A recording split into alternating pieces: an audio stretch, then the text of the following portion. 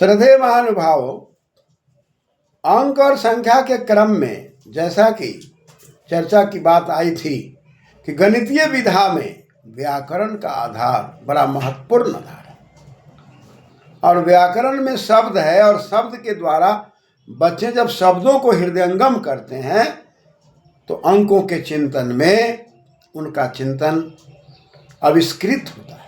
वो आविष्कार की दुनिया में चलते हैं, खोज की दुनिया में चलते हैं, विकास की दुनिया में चलते हैं, और बालकाल से ही उनमें ऊ की शक्ति दिखाई पड़ती है। जैसा कि महाभास्कर कहते हैं, रक्षवागम लाघवा संध्या प्रयोजनानि।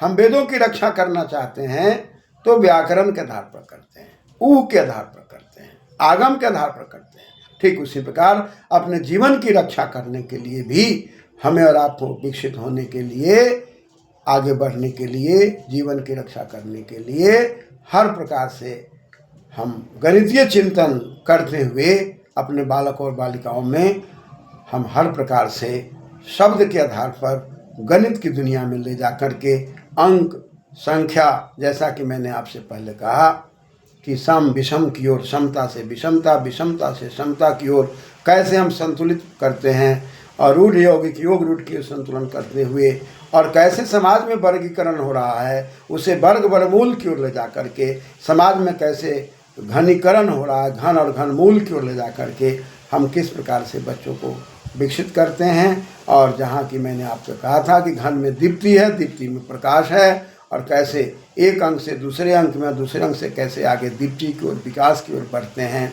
इन तमाम चीज़ों के चिंतन मनन करते हुए क्रमशः यदि बालक और बालिकाओं में अंक और संख्या के विस्तार की बात हम कर देते हैं, और वैसे ही क्रमशः जोड़ की बात करते हैं, योज योजक योगफल की बात करते हैं, वियोज वियोजक वियोगफल की बात करते हैं, गुण गुणक गुणनफल की बात करते हैं, भाज भाजक भागफल की बात करते हैं, जिसको अंग्रेजी के शब्दों में A = B/R, जो 10वीं के वर्ग में यूक्लिड विभाजन की बातें करते हैं। इन सारी बातों को तो हम करते हैं, लेकिन इसका आधार, इसकी मौलिकता को समझने के लिए जब हम आगे अग्रसर होते हैं तो हमारे आपके सामने में एक शब्द आता है अपवर्त्य, और उस अपवर्त को अंग्रेजी में हम मल्टीपल कहते हैं। लेकिन अपवर्त के अंदर सूक्ष्म विचार जब करते हैं तो अप उपसर्ग है, मृत्यु वर्तने धातु है, रिहलोन्यत से नियत पड़ते हैं, और शब्द बन गया अपवर्त्य।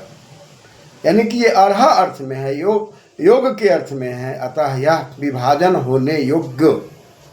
अतः जिन अंकों पर हम विचार करते हैं, जिन संख्याओं पर विचार करते हैं, वो विभाजन योग्य यदि हैं तो अपवर्त हैं।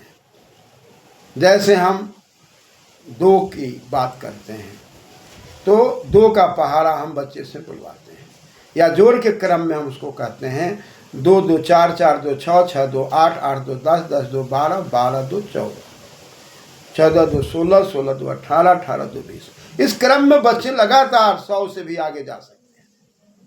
और इस क्रम में जब ये बच्चे जब पहाड़ा के माध्यम से या जोड़ के माध्यम से 2 2 4 की बात करते हैं तो 2 के बाद जो भी विकास दिखाई पड़ता है, चाहे वो 4 हो, 8 हो या 10 हो, उन सबका बंटवारा करते हैं, विभाजन करते हैं। तो हम या पहाड़ा का सहारा लेते हैं, या जोड़ के माध्यम से लेते हैं, या घटाव के माध्यम से लेते हैं, तो हम देखते हैं कि 2 के बाद जो भी अंक या संख्या विकसित हो रहे हैं, यदि 2 के माध्यम से बढ़ा रहे हैं तो 2 से वो कटता चला जाता है। अतः 2 से कटने योग्य वो सारे के सारे 2 के अपवर्त हो जाते हैं। 2 4 6 8 10 क्रमशः हम आगे बढ़ते हैं, ये सब 2 के अपवर्त हो जाते हैं, 2 से कटने योग्य हो जाते हैं। अतः हम उसी पहाड़ा को अपवर्त भी कह सकते हैं। इसी क्रम में यदि 2 को दुगुना कर देते हैं, जैसा कि वेद में मैंने कहा था आपको कि 2 निर्देशांक है, वो निर्देश करता है, और एक बार वेद के अंदर जब जाते हैं तो 2 के बाद वो 4 का वर्णन करता है, 4 के बाद 8 का वर्णन करता है, लेकिन 2 का कहीं प्रयोग नहीं करता, उसको अंतर्मुखी रखता है। 1 के बाद 3 की बात करता है, लेकिन 2 की बात नहीं करता, यानी कि 2 को अंतर्मुखी रखता है। परमपिता परमात्मा की व्यवस्था अंतर्मुखी है, लेकिन अंतर्मुखी होकर बहिर्मुखी होने में कल्याण ही कल्याण है। बहिर्मुखी होकर अंतर्मुखी होना बड़ा कठिन है, लेकिन अंतर्मुखी होकर के बहिर्मुखी होना बड़ा आसान है। कि अंदर की आवाज़, अंदर की स्थिरता से आगे विकास संभव है। इसलिए हम बाह्य जगत में जाना चाहते हैं तो अंतर जगत से आगे बढ़ें, और अंतर जगत से आगे बढ़ने के लिए गणितीय विधा के चिंतन में हम अपवर्त पर जब चिंतन करते हैं तो 2 के पहाड़ा को हम अपवर्त कहते हैं, मल्टीपल अंग्रेजी में कहते हैं। फिर दुगना कर देते हैं तो 4 हो जाता है, फिर 4 4 8 4 12 4 16 की बात करते हैं। और जब इस प्रकार से क्रमशः हम आगे बढ़ते चले जाते हैं तो 4 के अपवर्त को देखते हैं, 2 के अपवर्त को देखते हैं, 4 और 2 के अपवर्त को देखने के बाद हम इसमें पुनः विचार करते हैं कि ये सब कटने योग्य हैं। 2 से 2 4 6 8 10 कटने योग्य हैं, 4 से 4 8 12 ये सब कटने योग्य हैं। तो यदि आगे कटने योग्य हैं तो जिससे वो कट रहे हैं उसको क्या कहें? तो उसके लिए फिर दूसरा शब्द अपवर्तक की बात आती है। अप वही है, बिरतु धातु वही है, बर्तन अर्थ में वही अर्थ है, लेकिन नवुल त्रिचव से नवुल प्रत्यय होकर अक होकर के अपवर्तक बन जाता है। यानी कि वो काटने वाला, कटने योग्य, विभाजन करने वाला, विभाजन करने योग्य। ये मातृभाषा में या जहाँ पर आप बोलते चालते हैं उसकी भाषा में हम कटने और काटने की बात कर रहे हैं। वस्तुतः विभाजन की बातें हैं, विभाजन करने योग्य, विभाजन करने वाला। इसी को छोटे छोटे बच्चों को समझाने के लिए उनकी भाषा में हम काटने वाला या काटने योग्य की बात करते हैं, विभाजन करने वाला, विभाजन करने योग्य की बात करते हैं।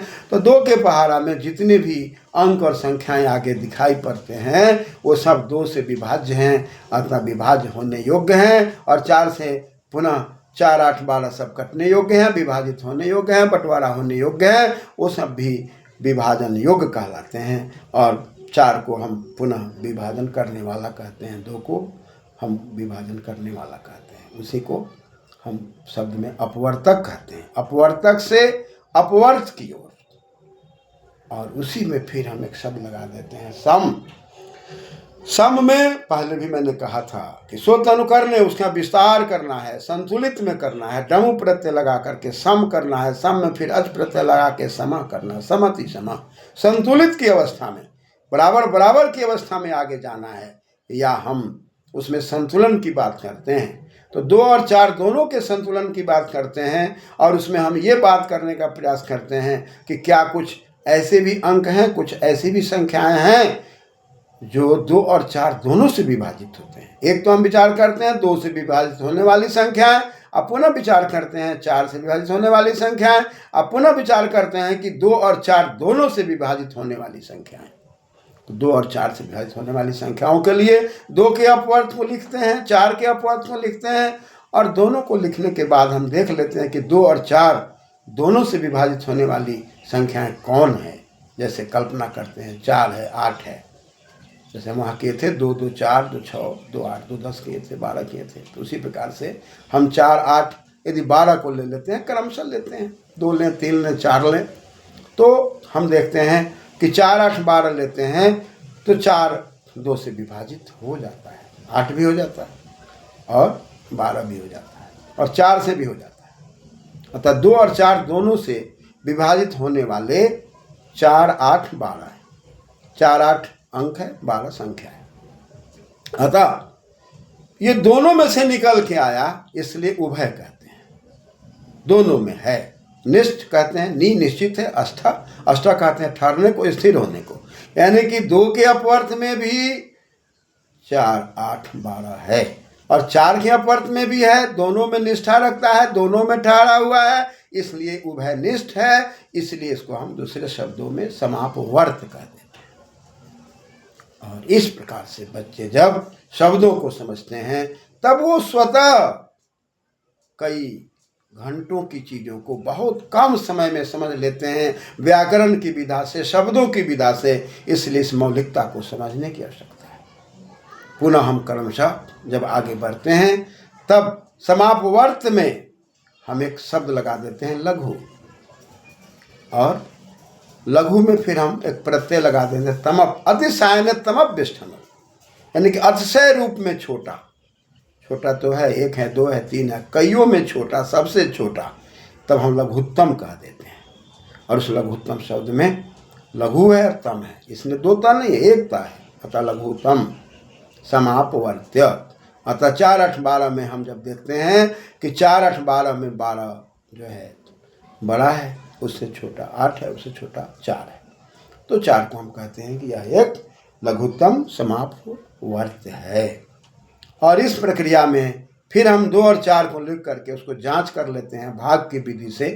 तो फिर हम 2 और 4 को जब जांच कर लेते हैं तो फिर 2 से भाग देने पर 2 एकम 2, 2 दूनी 4, पुनः हमको 4 प्राप्त हो जाता है। यानी कि 4 8 12 में हमने जो चयनित किया था, सबसे जो छोटा चयनित किया था वो 4 था, और भाग की विधि में भी 2 और 4 को देखा था तो हमें 4 आया था। अतः 4 को हम लघुत्तम समापवर्त कह देते हैं। इस प्रकार से लघुत्तम समावर्त की विधा हम 2 और 4 पर देखे, इसी प्रकार 3 और 6 पर देखेंगे, इसी प्रकार से 4 और 8 पर देखेंगे, इसी प्रकार से हम फिर क्रमशः 5 और 10 पर देखेंगे, इसी प्रकार से 6 और 12 पर देखेंगे, इसी क्रम में हम 100 तक जाएंगे। और इसी क्रम में 100 तक जा करके अपने बच्चों में जब हम 2 की विधा को समझा देंगे, जब 2 अंकों और 2 संख्याओं की विधा को समझा देंगे, तब पुनः हम 3 लेंगे, 4 लेंगे, 5 लेंगे, और 100 की प्रवृत्ति तक हमारे बच्चे बड़ी आसानी से अपवर्त, समापवर्त्य और लघुत्तम समापवर्त को समझेंगे। फिर हम अंग्रेजी में उसको मल्टीपल, कॉमन मल्टीपल या लोवेस्ट कॉमन मल्टीपल की ओर बात करेंगे। इस प्रकार से बच्चे कम समय में व्याकरण के शब्दों के आधार पर इन चीज़ों को ग्रहण करने में रुचि लेंगे, और हम लोग अपने जीवन में बाल गोपाल को बढ़िया बनाकर निश्चित रूप से आनंदित होंगे।